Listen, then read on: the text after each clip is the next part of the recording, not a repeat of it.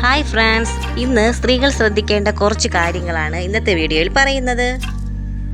സ്ത്രീകളിലെ ഭക്ഷണത്തിലെ ചെറിയ വ്യത്യാസം പോലും പൊണ്ണത്തടിക്ക് കാരണമായി തീരുന്നു. പൊണ്ണത്തടി വന്നാൽ പിന്നീട് അത് മാറാൻ വളരെ ബുദ്ധിമുട്ടാണ്.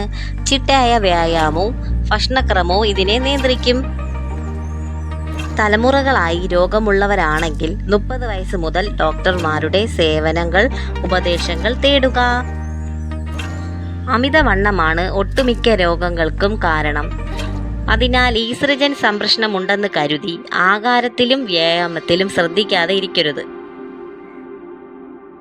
മധ്യവയസ്സിനു ശേഷം കലോറികൾ കുറഞ്ഞ ഭക്ഷണവും അതുപോലെ നാരുകൾ, വൈറ്റമിൻ ഡി, കാൽസ്യം എന്നിവ ഭക്ഷണത്തിൽ ഉൾപ്പെടുത്തുക. സ്ഥിരമായി കൊളസ്ട്രോൾ പരിശോധിക്കേണ്ടതാണ്. 55 വയസ്സിന് മുകളിലുള്ള സ്ത്രീകളിൽ ഇപ്പോൾ കൊളസ്ട്രോൾ കൂടുതലായി കണ്ടുവരുന്നുണ്ട്.